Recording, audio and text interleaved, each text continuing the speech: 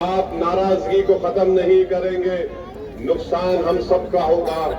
मेरा आपसे एक सवाल है, अगर कोई माँ अपने बेटे से नाराज हो जाती है तो क्या माँ हमेशा अपने बेटे से नाराज रहती है? माँ अपने बेटे को बुलाकर गले से लगाती है। अगर कोई बाप अपने बेटे से नाराज है तो बाप हमेशा नाराज नहीं होता, और बाप उस बेटे को बुलाकर समझाता है, उसको समझाता है कि दोबारा इस तरह ऐसा मत करो। कोई भाई अपने भाई से नाराज नहीं हो सकता है, कोई बहन अपने भाई से नाराज नहीं हो सकती है, कोई बेटी अपने बाप से नाराज नहीं हो सकती है। मैं आपसे अपील करने आया हूं कि पार्लियामेंट इलेक्शन में आपने सोच कर वोट दिया था कि कांग्रेस का प्रधानमंत्री दिल्ली में बनेगा। क्या बना प्रधानमंत्री? आप सोच लीजिए। आपको धोखा दिया कांग्रेस ने कि हमको वोट दो, हम प्रधानमंत्री बनाएंगे, नहीं बना पाए। आपकी आवाज नहीं है पार्लियामेंट में। आज जब पार्लियामेंट में बदरुद्दीन अजमल साहब की कमी मुझे बहुत महसूस होती है, जब यही पार्लियामेंट में नरेंद्र मोदी की हुकूमत ने वक्त के ताल्लुक से कानून बनाया, मस्जिद, दरगाह और कब्रिस्तान को छीनने का, मेरा दिल तड़प रहा था। मैं देख रहा था और सोच रहा था कि काश मेरे साथ बदरुद्दीन अजमल साहब होते तो हम लोग मिलकर इस काले कानून को रोक देते। अजमल साहब मेरे साथ नहीं थे। मेरी इज़्ज़तदार माँ और बहनों, मुत्तहदा तौर पर अपने वोट का इस्तेमाल करके यहाँ से हमारे नजरुल भाई को और गोरखगंज से जमशेद तालुकदार साहब को कामयाब करिए। मैं आपको बताना चाह रहा हूँ कि मैं पहली मर्तबा आसाम को नहीं आया। 2012 में भी आया था जब BTDA का मसला चल रहा था। हैदराबाद से 12 डॉक्टर्स को दवाओं को लेकर आपके रिलीफ कैंपों में मुझे आपकी खिदमत करने का एक एजाज हासिल है। मैं डॉक्टरों के साथ खिदमत करता था, और जब 50,000 से ज्यादा मुस्लिम अकलियत बेघर हो गए थे, कोई कांग्रेस का नेता उस वक्त 2012 में नजर नहीं आया। अगर कोई गरीबों के दरमियान में काम कर रहा था, कोई मजलूमों का साथ दे रहा था, तो उसका नाम असदुद्दीन ओवैसी और बदरुद्दीन अजमल थे। याद करिए उस जमाने को। मुझे अच्छी तरह याद है, हमारे एडवोकेट जमशेद तालुकदार साहब से हमारी उस वक्त मुलाकात हुई। हम लोग FIR की कंप्लेन करवाते थे, और ये बड़ा मैं उस वक्त मेहनत किए थे। याद रखिए, आपके अजमल साहब की पार्टी को आप कामयाब करेंगे। अगर उनके 29 MLA जीत जाएंगे तो मैं आपको गारंटी के साथ कह रहा हूं कि आसाम में कोई हुकूमत नहीं बना सकेगा बगैर आपकी तारीफ के। अगर आप हेमंत बिस्व शर्मा को रोकना चाहते हैं तो आप बदरुद्दीन अजमल साहब की IDF का साथ कीजिए। कांग्रेस को वोट देंगे तो BJP को फायदा होगा।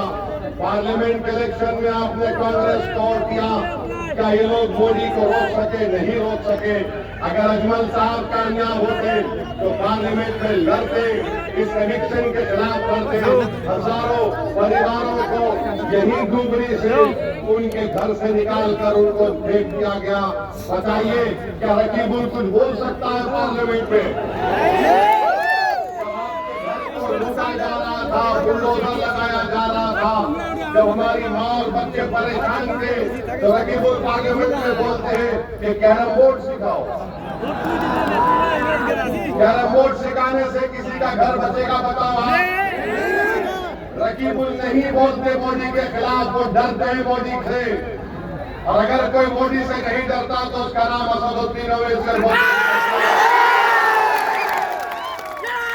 तारीख के दिन आपको पूरे आसाम का गेम बदल देना है इंशाअल्लाह।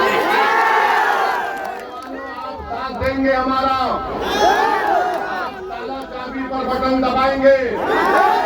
नौजवानों, आपकी जिम्मेदारी है कि आप बुजुर्गों को अपनी माँ बहनों को ले जाकर वोट डालवाइए।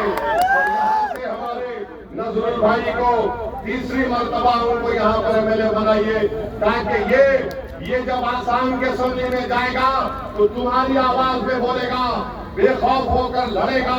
जिसका घर तोड़ा गया उसका घर बनाया जाएगा, बच्चों का स्कूल नहीं है स्कूल बनाया जाएगा, जुल्म का खात्मा होगा, इंसाफ को कायम किया जाएगा। आप अपने वोट का सही इस्तेमाल करिए। ये जो सामने जुबली का फुल बॉडी ब्रिज बन रहा है, ये अजमल साहब ने उसको मंजूर करवाया था। ये कोई बीजेपी या रकबुल का नहीं है, ये अजमल साहब ने मंजूर करवाया था। ये काम अल्हम्दुलिल्लाह चल रहा है।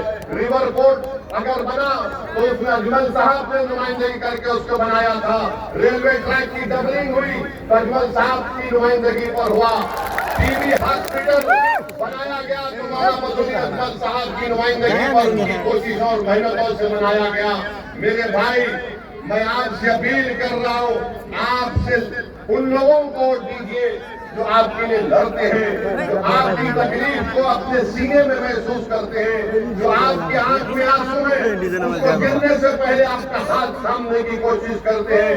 उन लोगों को वोट दो जो हमारे बच्चों के ख्वाब को पूरा करना चाहते हैं।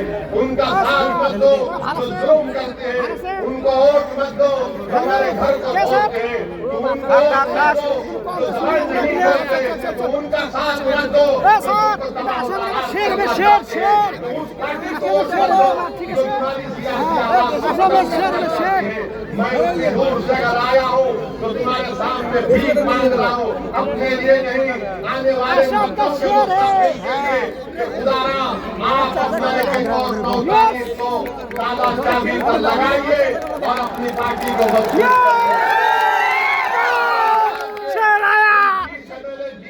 इंशाअल्लाह ताला।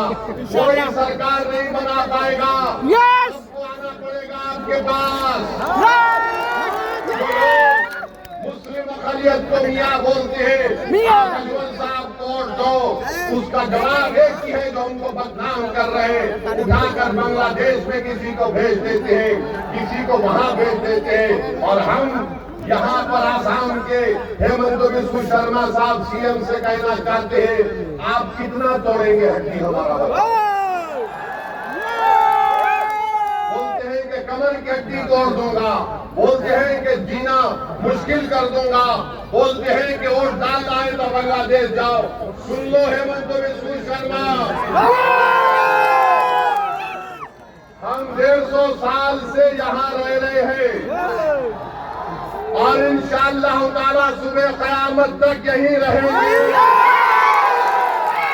हम 150 साल से मस्जिदों में जाकर हैया अलल सलाह हैया अलल फलाह की सदाएं दे रहे हैं और सुबह क़यामत तक हम ला इलाहा इल्लल्लाह का नारा लगाकर रहेंगे।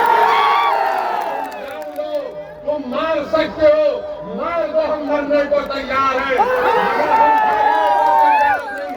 हम इस जमीन को छोड़ के नहीं जाएंगे, इस जमीन में पैदा हुए इस जमीन के अंदर ही जाएंगे। और जब तक जिंदा रहेंगे जितना काम कर देंगे, किसी के आगे नहीं झुकेंगे सिवाय अल्लाह के। हमारा हक है इंशाअल्लाह ताला अजमल साहब की लीडरशिप में, या तो हक तुमको देना पड़ेगा या फिर हम लड़ के छीन के अपना हासिल करेंगे। ये आ गया धक्का वाला शेर बनेंगे, अब शेर बनेंगे और अपनी पार्टी को वोट देंगे। डरना नहीं है किसी से डरने की जरूरत नहीं है। आप और हम, अल्लाह जब हमको दुनिया में भिजाया तो हमारा रिज़्क़, इज्जत, जिंदगी सब लिख कर भिजाया। और इंशाअल्लाह ताला ये आप देखेंगे एक दिन जिनको घर से निकाला जा रहा है, जिनको मारा जा रहा है, इंशाअल्लाह ताला अल्लाह तुम्हारे सर पर इज्जत का ताज रख देगा इंशाअल्लाह। जो आज हमको दबा रहे हैं इंशाअल्लाह ताला कल तुम्हारे घर के सामने आकर बोलेंगे हमारा साथ दे दो। वो दिन आएगा और इंशाअल्लाह ताला आप 9 तारीख के दिन अपना एक वोट का सही इस्तेमाल करिए। आप ताला चाबी पर बटन दबाइए। कांग्रेस को वोट देना हेमंत बिस्वा शर्मा को वोट देने के बराबर है। बदरुद्दीन अजमल AIDF आपकी आवाज है, उसको कामयाब करिए। और फिर नजरुल भाई के खिलाफ जो कैंडिडेट है उनके बारे में मैं कुछ नहीं बोलना चाहता हूँ, आप सब जानते हैं उनके बारे में। आप जानते हैं, हम नहीं बोलना चाह रहे। बस इनको कामयाब करिए, ताल्लुकदार भाई को कामयाब करिए। देखो लोग बोलेंगे अजमल के अगर 10-15 जीत गए तो क्या होता, क्या वो सरकार बनाएगा? अगर 25 जीत गए तो कोई सरकार नहीं बनाएगा, बदरुद्दीन अजमल से पूछ कर बनाना पड़ेगा। जो लोग बोलते तुम्हारा 8-10 MLA जीत गए तो क्या होगा, अरे जालिमो, ओवैसी पार्लियामेंट में एक है, सब परेशान है हमसे। एक होता है, सब पे भारी होता है।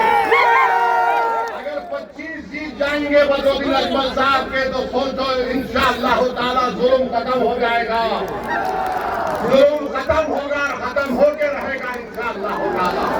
तो 9 तारीख के दिन क्या होगा, किसको वोट पड़ेगा, हाथ उठाकर बताइए। विष्णु शर्मा को, गौगई को बोले हाथ देख लो, ये दाना जामी बड़ा बटन दबने वाला है। जिंदाबाद, इंकलाब। और हेमंत विष्णु शर्मा, हमारे कमर तोड़ने से पहले ये बोल दो, वो जो मशहूर लड़का था जुबीन गार्ग, उसका इंसाफ कब मिलेगा?